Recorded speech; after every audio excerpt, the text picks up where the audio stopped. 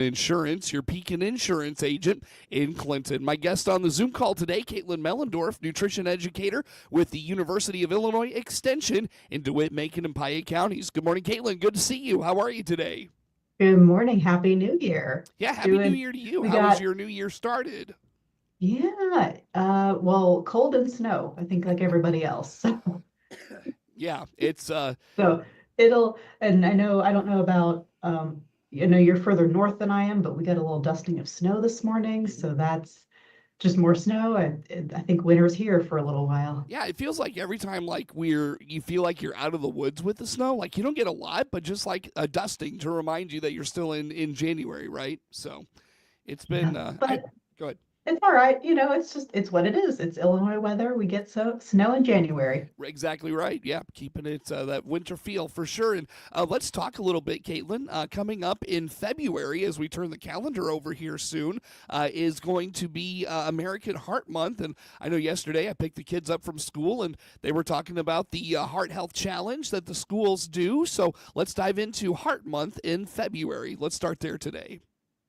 Nice. Yeah. So just here in another week or so, we'll hit February, and February is American Heart Month, which is a campaign to promote awareness around heart health and heart disease.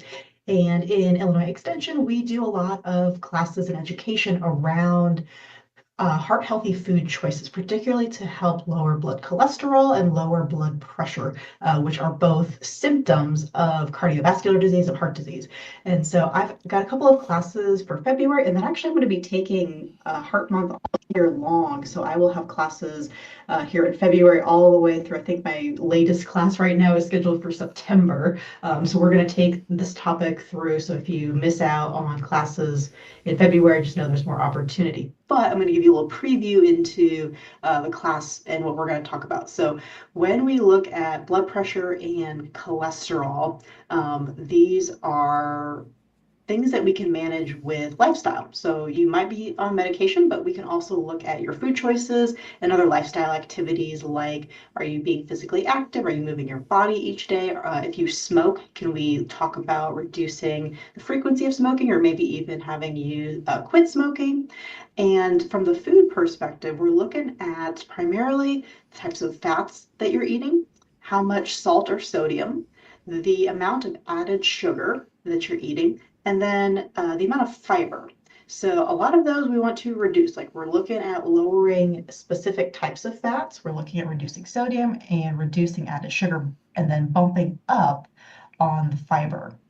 Mm-hmm. And those are kind of the four features that we're going to talk about in class. And those make a good headway into healthier food choices for your heart. Well, let's dive into how we can make healthier food choices by reducing sodium and fats and those sorts of things, Kaylin. Right. So when we're looking at, let's start with, fat and sodium. I think those are the two big things people might hear about with heart health. And so we're looking for, from the fat perspective, we're looking at choosing more frequently what I call liquid fats. So we're looking at these unsaturated fats is the fancy science term for that. And it just means fats that are, it's how the chemical structure is. But generally, these are fats that are more liquid at room temperature. So think about oils. So a bottle of olive oil, a bottle of canola oil, or other types of liquid oil have more of these unsaturated liquid fats. Same thing for foods like avocado, nuts and seeds, fish have more of these unsaturated fats. So we're able to bump up more intake of those types of foods and then reduce the more solid fats. So those are saturated fats, again, just the fancy science term, it's about the chemical structure. And those are generally more solid at room temperature. So you can think about things like fats on meat or other types of animal proteins like chicken. And we're also wanting to reduce saturated fats in dairy. So things like cheese are very high saturated fat, and same for high fat or full fat dairy products like milk and yogurt.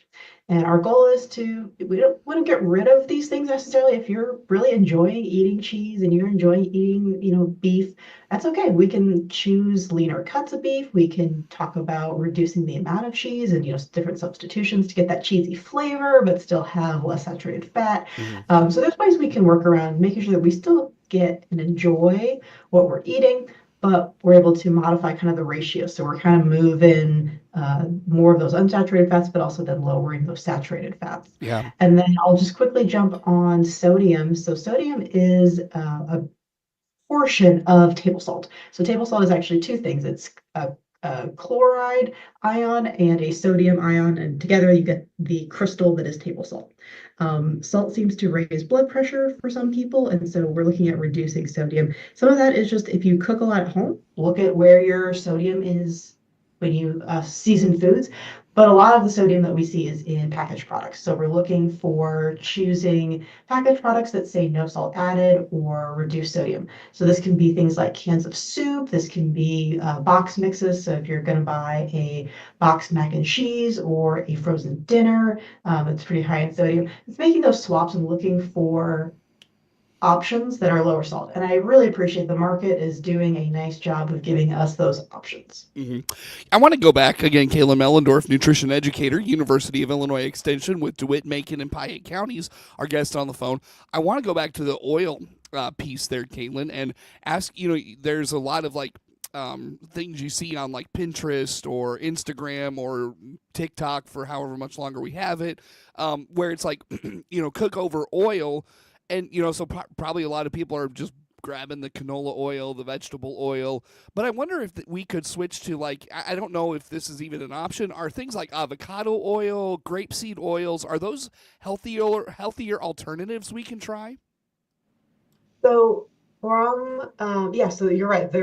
I only mentioned a couple of oils, but there's tons of options on the market. You mentioned grapeseed oil, there's corn oil, there's avocado oil, there's a ton of options. And so from what we talk about with a lot of things is it's what's available to you. So, and also within your budget.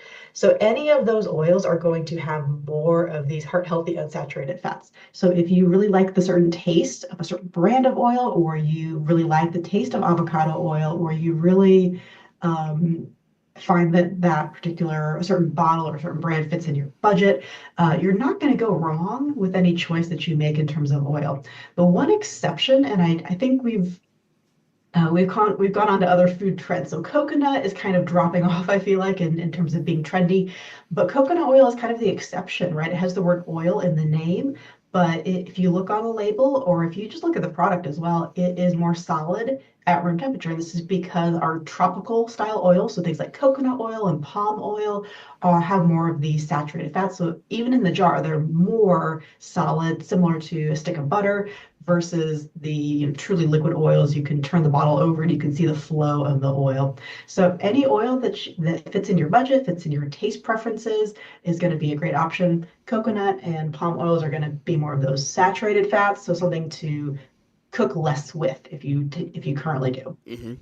I wonder what you think about, and it takes a little more effort. I'm not going to say it doesn't, but using, let's say you're cooking up some noodles, like you want to make some mac and cheese. Maybe trying like a protein noodle, or instead of using like the Velveeta cheese or like the cheese they give you with the noodles, those packaged noodles, maybe creating your own through like a mix of cottage cheese. I know you and I talked about this a while back, like using a cottage cheese and milk and like just a cheese powder mixture. What do you think about something like that, Caitlin? Yeah, so I mean, this is where we get into other parts of our heart health discussion is when you're cooking at home, how do you make certain swaps? So we can do in like baking, right? We can talk about fat. Some recipes work really well to do maybe a half and half. So you could do half liquid oil and half butter. So you still get the butter taste and it doesn't impact the structure of the baked item. Same for something like mac and cheese or another like a pasta that's more creamy or rich. You can look at, can we maybe do half and half instead of cream in the recipe? Can you do a mix of cheeses where you're using maybe a little bit like a lower fat mozzarella, but also using the higher fat, maybe cheddar, but you're able to reduce the total fat because you've used a lower fat cheese option. Yeah, there's all sorts of things that can go into what works for you at home and what works for your health and your budget and your time and all of those things. So there's all sorts of recipes online that can do that kind of thing. I know if you are more plant forward in your diet, there are recipes for like a cheese sauce that uses things like cauliflower or cashews, which are, we talk about nuts and seeds. So cashews are higher in those unsaturated heart healthy fats. So you can look for recipes that give that texture. Nutritional yeast is often used in some of those because it gives a slight cheesy flavor to foods. So yeah, we can do some fun stuff to still get the flavors that you're looking for, but make it more heart healthy. What are some just little things we can do to reduce, whether it's fatty food intake or higher sodium things? What are some things we can do? Just little things, maybe on a day to day where you start small and maybe go from there. What are some building blocks we can take away from this, Caitlin? Yeah, so we always have to start with where we're at. So sometimes it is helpful, especially if you're working one-on-one with a dietitian or another health educator, to do an assessment. How are you eating currently? Can you help, with some help? That's part of what dietitians can do is help identify what your current pattern is. And so if you are uh, cooking with a lot of butter, then we can talk about that's a quick swap is, hey, can we switch to more cooking with oils? If you eat a lot of cheese in your diet, can we talk about how to substitute? Because if you just get rid of the cheese, well, then what else are you eating? So we have to have that conversation about what else can you eat if you're eating less cheese. So in terms of some quick tips, do that inventory first. Kind of look at what it is that you're eating. Kind of become aware of sources of fat and sodium in your diet. Reading labels is an excellent way to get started, especially if you prefer to use more packaged items Mm-hmm. in your day. That can be a really great start to look at, oh, I didn't know this had this much sodium in it, and understanding that you can look on the shelf for the lower sodium option. So do that assessment. Reading labels is great. And then if you feel like you need more of that one-on-one time, Illinois Extension does not provide one-on-one time, but your medical provider can give you a referral to a dietitian or another type of health educator to get you started. Caitlin, probably a lot of folks think eating healthy is expensive because these oils we're talking about, they're expensive. The lower sodium options, they're expensive. The specialty cheeses that we want to go after, they're expensive. Speak to that a little bit. And grocery prices just overall have been rising the last couple of years. So yeah, food is very, very expensive right now. And then when you do get into some of those products, that they can be more expensive. What I really appreciate seeing is if you look on things like canned foods. Canned foods are very typically high sodium, but I really am seeing more store brands or less off brands offering no salt added options or lower sodium options, and it has the same price tag as the salted equivalent, right? So if you have the full sodium can of green beans, and then next to it is the lower sodium or no salt added can of green beans, and typically, again, in those store brands or those lower cost brands, the prices are often the same, so which is great because you're not having to sacrifice extra money for the lower sodium Mm-hmm. option. Things like fats and oils, again, look for those store brands. They're typically on the same conveyor belt as the other products that get the label for this very specific brand. So the quality is very, very similar, which is great. So I think that's one misconception is that the off brands or store brands are just not as great. The quality can sometimes be a little different for like canned vegetables, but uh, you're saving on cost and the quality is almost identical. Sure. I know you mentioned classes you have coming up. Speak to those, when they start, where they're at, how folks get information, and keep up with everything you're doing.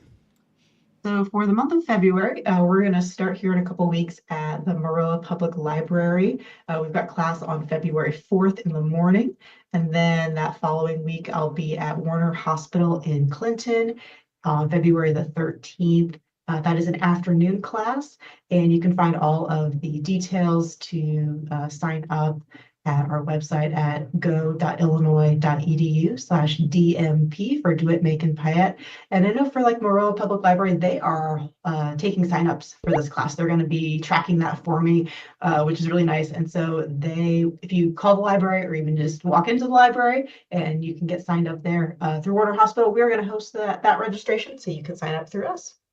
Very good, Caitlin. Again, the website is go.illinois.edu/DMP for Do It, Make, and Payette. All right, Caitlin, let's break here. Come back with some more. Caitlin Mellendorf, nutrition educator, University of Illinois Extension in DeWitt, Macon, and Piatt counties. Our guest on the Zoom call. More to come with her on WHOW.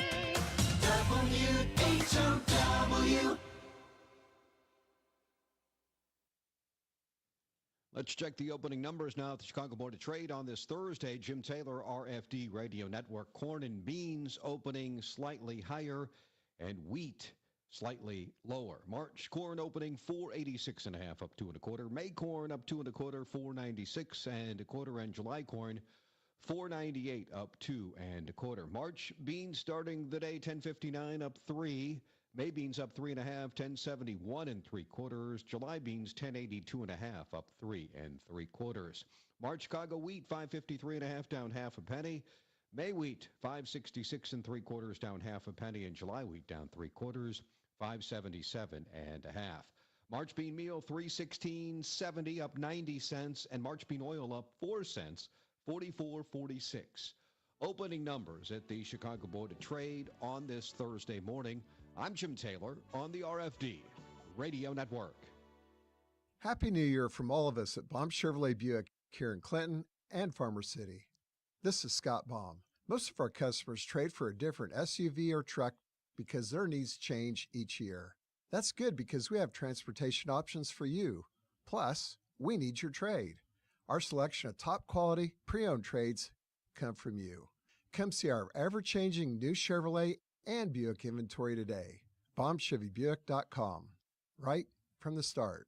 If the flu's got you down, the Warner Hospital and Health Services Walk-In Clinic inside Family Medicine can help you feel better fast. CEO Paul Skowron inviting you to make us your backup plan to better health. Find out more by clicking our icon at DeWittDailyNews.com. DeWittDailyNews.com is the area's leading local news source 24 hours a day, 7 days a week. Get the latest local news, obituaries, police splatter, weather forecast, and more. Head to DeWittDailyNews.com to get the local information you need to know.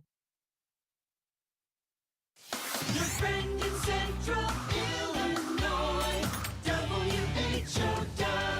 Once again, good morning. Thanks for being with us. I'm your host today, Seth Lawrence. On the Zoom call with us today is Caitlin Mellendorf, nutrition educator with the University of Illinois Extension in DeWitt, Macon, and Piatt counties. Caitlin, let's talk some winter recipes. And of course, as we get into the cold and flu season, I know it's hard to tell, but I am coming off a little bit of a cold.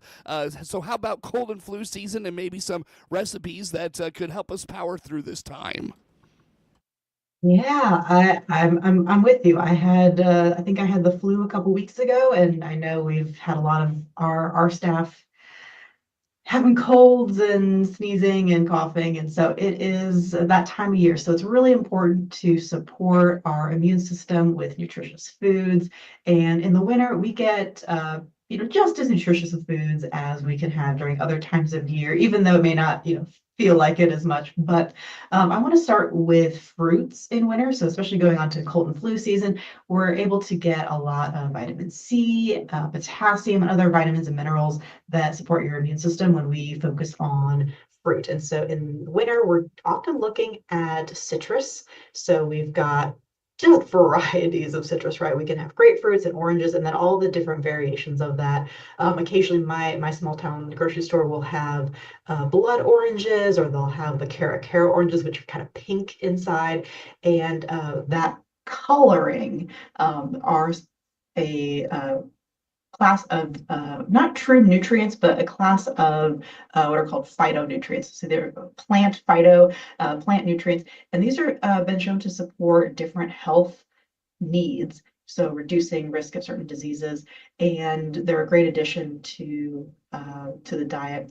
We can also look at getting a little bit away from the season, but more into things like grapes, pears, apples. So we can get a lot of fruits. We can get that vitamin C in, support our needs. We can also look at a lot of vegetables. And so soups are an excellent way to really just pack in those vegetables. Same thing for casseroles. So we can get into that season. I know I've been looking lately at a lot of breakfast casserole recipes because that seems to be like good comfort food in my book. And so a lot of breakfast casserole recipes, you can really add in different leafy greens like spinach and kale. You can pull in things like sweet potatoes, butternut squash that are in season. You can pull in even things like carrots and beets. Some of those root crops that we're looking at are in season still in winter. And again, we're getting in some of the fiber that we've talked about from the heart health perspective. We're getting in just more nutrients in general, so even in the middle of winter.